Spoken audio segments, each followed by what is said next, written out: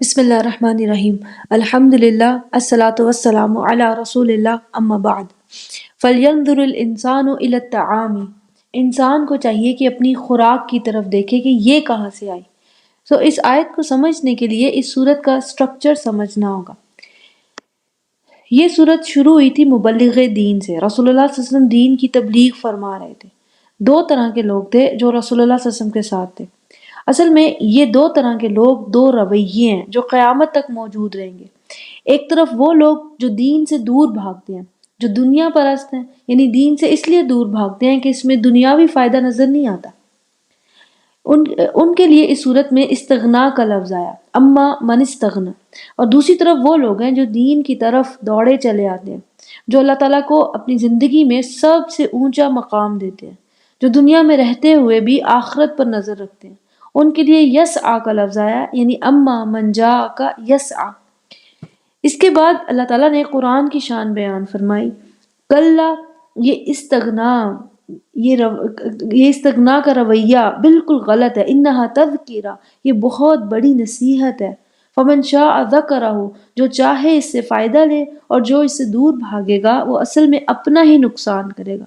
یہ نعمت ہدایت ایسے صحیفوں سے آ رہی ہے جو مکرم ہے، مرفوع ہے اور مطہر ہے۔ اسے پہنچانے والے ہاتھ بے ایدی سفرۃ کرام بررۃ، یعنی قرآن اللہ تعالیٰ کا بھیجا ہوا دین کس قدر ہائی لیول ہے۔ پھر اس صورت کی بہت ہی اہم آیت ہے، اللہ تعالیٰ نے فرمایا قتل الانسان ما اکفرہ، ہلاک ہو انسان، اس کے کفر پر بہت ہی تعجب ہے۔ کفر کے دو معنی ہوتے ہیں، انکار اور ناشکری۔ تو انکار یعنی اللہ تعالیٰ کا انکار، اس کی قدرت اور اس کی طاقت کا انکار، آخرت کا انکار، اس کے رسولوں کا انکار۔ اور دوسرا معنی ہوتا ہے ناشکری میں، یعنی اللہ تعالیٰ کی بھیجی ہوئی ہدایت کی ناشکری، قرآن کا کفران نعمت کرنا، اس سے دور بھاگنا، اسے اپنی زندگی میں غیر اہم سمجھنا، نہ اسے کھولنا، نہ سیکھنا، نہ عمل کرنا۔ تو انسان کا کفر کس قدر شدید ہے، استغنا کا رویہ رکھتا ہے کہ مجھے دین کی کیا ضرورت ہے، اس سے میرا کیا فائدہ ہوگا۔ اس کے بعد اللہ تعالیٰ نے انسان کی خلقت کی بات کی اور انسان کی خوراک کی، یعنی انسان کو اپنی خلقت میں کوئی بھی شے بے مقصد نظر آتی ہے؟ اپنے طعام، اپنی خوراک کو دیکھیں، کوئی بھی شے بے فائدہ نظر آتی ہے؟ ہر خوراک مختلف نیوٹرنٹس پورے کرتی ہے۔ انسان اپنی خلقت کو دیکھے، جو ایک قطرے سے انسان کو بنا سکتا ہے، کیا وہ دوبارہ نہیں بنا سکتا؟ جو بار بار بارش برسا کر زمین سے پودے نکال کر دکھاتا ہے، کیا وہ انسان کو زمین سے نہیں نکال سکے گا؟ جو رب انسان کی ہر ضرورت پوری کرتا ہے، کیا وہ ہدایت کی ضرورت پوری نہیں کرے گا؟ انسان صرف دنیا کا سوچنا چاہتا ہے، اللہ تعالیٰ چاہتا ہے کہ انسان آخرت پر بھی نظر رکھے۔ وہ انسان کے لیے آسانیاں بناتا ہے اور انسان اسی کا ناشکرہ بنتا ہے۔ اس کے بعد یہ صورت اپنے اختتام کی طرف ہے جو ہم تھوڑی دیر میں دیکھیں گے۔ اللہ تعالیٰ نے فرمایا تھا فَلْيَنْظُرِ الْإِنسَانُ إِلَى الطَّعَامِ، انسان کو چاہیے کہ اپنی خوراک، اپنے کھانے کی طرف دیکھے کہ یہ کہاں سے آیا۔ یعنی آپ کے سامنے کھانے کی کوئی بھی چیز ہے، کوئی بسکٹ، کوئی چائے، بریانی، کوئی باربیکیو، روٹی، کچھ بھی، انسان اپنے ذہن میں سوچ ڈالے کہ یہ آیا کہاں سے ہے۔ اللہ تعالیٰ نے فرمایا حقیقت یہ ہے اَنَّا صَبَبْنَا الْمَاءَ صَبًّا، کہ ہم نے ہی پانی برسایا فراوانی سے۔ سب الماء کہتے ہیں افراغ الدلو، یعنی بالٹی سے پانی انڈیلنا۔ یہ استعارہ ہے تیز اور شدید بارشوں کے لیے۔ جب بارش ہوتی ہے پھر کیا ہوتا ہے، ثم شققنا الارض شقا، پھر ہم نے ہی زمین کو جگہ جگہ سے کریک کیا۔ شق کہتے ہیں ابعاد بین ما کان متصلا، یعنی جڑی ہوئی شے کو ان کے درمیان میں کریک ڈالنا، جیسے شق القمر ہے، چاند کے دو ٹکڑے ہونا۔ پانی کا برسنا اور زمین کا پھٹنا تاکہ کمزور سا پودا زمین سے باہر آ سکے، سب نظام اللہ تعالیٰ کے اختیار میں ہے، اسباب وہی پیدا کرتا ہے۔ پھر اللہ تعالیٰ نے فرمایا فَأَنبَتْنَا فِيهَا، پھر اسی زمین سے ہم نے اگائے ہیں، اسی تیار کی ہوئی بارش نے جو زمین تیار کی تھی اسی سے اگائے ہیں۔ حبًّا، حب کہتے ہیں دانوں والی فصلیں، جیسے گندم، چاول، جو، باجرہ وغیرہ، اور عنبًا، انگور، وقدبًا، ہر طرح کی سبزی کو کہتے ہیں، وزیتونا ونخلا، اولیوز اور کھجور، وحدائق غلبًا، گھنے سبزے سے بھرے باغات، لش گرین گارڈنز۔ اسی کو سورہ نبا میں جنات الفافن کہا گیا، وفا کی حتن ہر طرح کے پھل تاکہ ہم سیلڈز کھائیں، فروٹ چاٹس کھائیں، و ابن، اور یہ بہت ہی گہرا لفظ ہے ابن، اس میں ہر طرح کا سبزہ شامل ہے، پھل اور سبزی اور وہ چارہ بھی جو ہم جانوروں کو ڈالتے ہیں تاکہ جانور بھی زندہ رہ سکے اور ان سے گوشت اور دودھ اور کھالے اس طرح کی ادویات وغیرہ حاصل کی جا سکے۔ یہ سب کا سب کس لیے ہے؟ متاعا لکم ولانعامکم، یعنی تم بھی کھاؤ اور تمہارے جانور بھی کھائیں۔ متاع ایسی چیز کو کہتے ہیں جس سے ضرورت پوری کی جا سکے، جیسے پیچ ہوتا ہے، پیچ کسنے کے لیے پیچ کس متاع ہے، فون کرنے کے لیے موبائل متاع ہے۔ تو یہ سبزہ اس لیے کہ تم بھی کھاؤ اور اپنے مویشیوں کو بھی کھلاؤ تاکہ وہ تمہیں فائدہ دے سکیں۔ انعام کہتے ہیں گھریلو استعمال کے جانور، جیسے اونٹ، بکرا، گائے، گھوڑا وغیرہ۔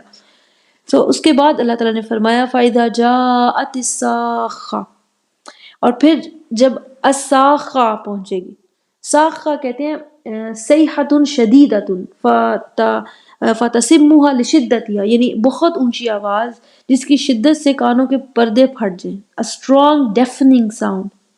صیحہ اصل میں قیامت کے ناموں میں سے ہے۔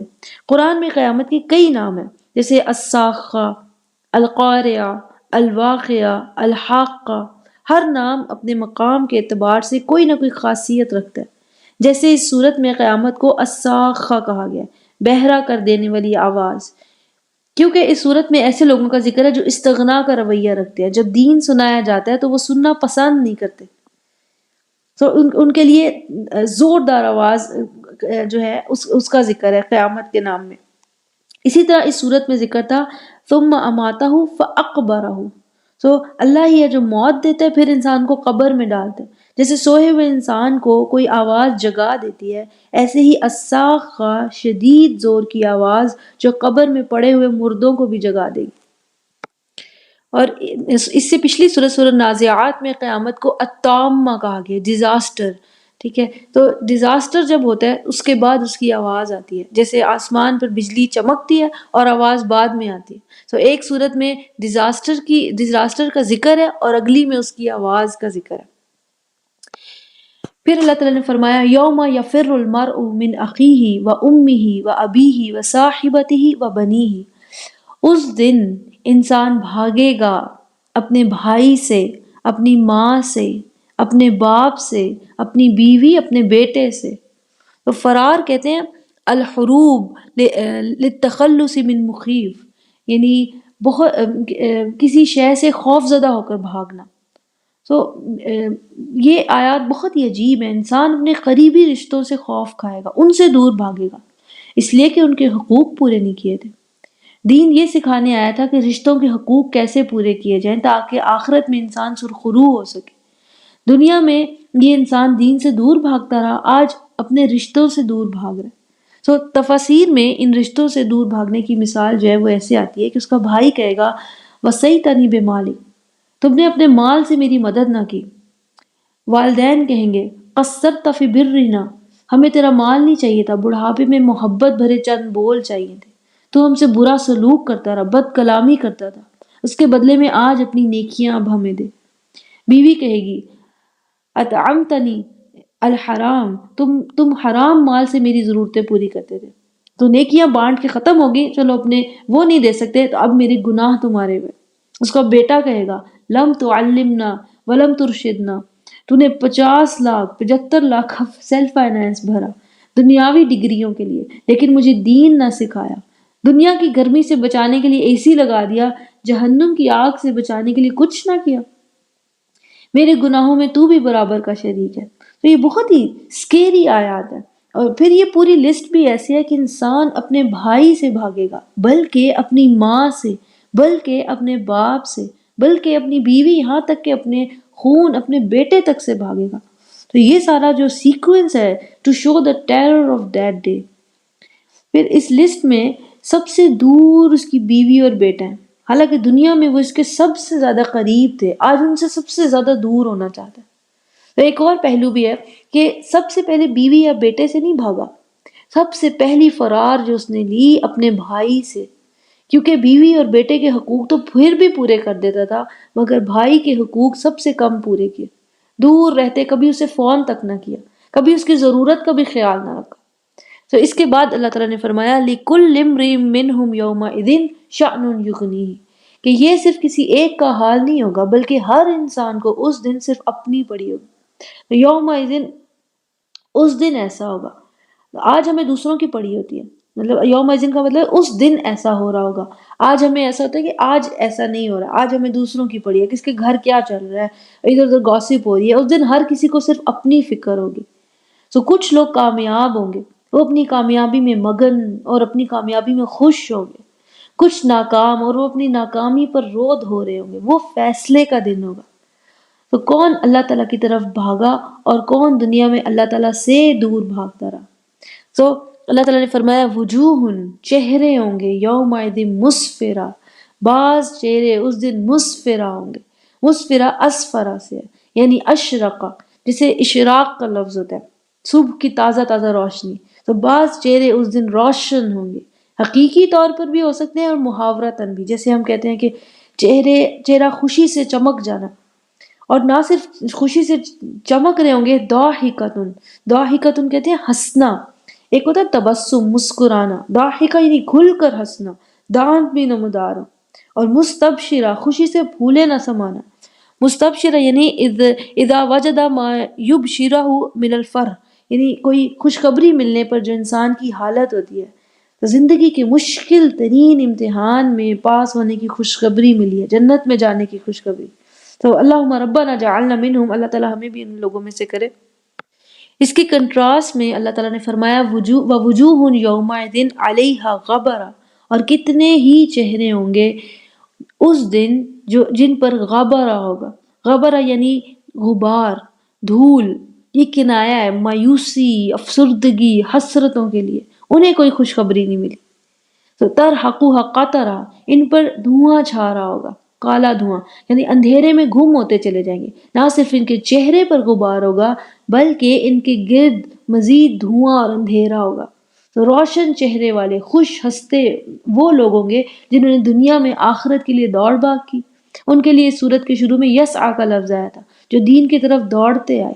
اس کے کنٹراسٹ میں وہ لوگ ہیں جو دنیا میں لائم لائٹ میں رہتے تھے، دنیاوی نام، عزت اور شہرت کے پیچھے بھاگتے تھے۔ آج یہ لوگ اندھیروں میں ہیں۔ تو اللہ تعالیٰ نے فرمایا اولئک ھم الکفرۃ الفجرہ، یہ وہ لوگ ہیں جو دنیا میں کفر اور فجور میں تھے۔ کفر کا معنی یعنی کفر کا لفظ ہے نا، وہ اس کا لفظی معنی ہوتا ہے دل میں دبا لینا، اور فجور کا معنی ہوتا ہے کہ do what ever you want, یعنی نتائج سے بے پرواہ، فاجر ہو جانا، اپنی منمانی کرنے والے لوگ۔ تو کفر ان لوگوں کی دل کی کیفیت ہے اور فجور ان کا ظاہری باہر کا عمل ہے۔ تو دل میں بھی کالک تھی اور عمل میں بھی کالک تھی، اسی لیے آخرت میں وہ خالی ہاتھ ہوں گے اور حسرتوں کا شکار ہوں گے۔ اللہم ربنا لا تجعلنا منہم۔ بارک اللہ لی ولکم۔ السلام علیکم ورحمۃ اللہ وبرکاتہ۔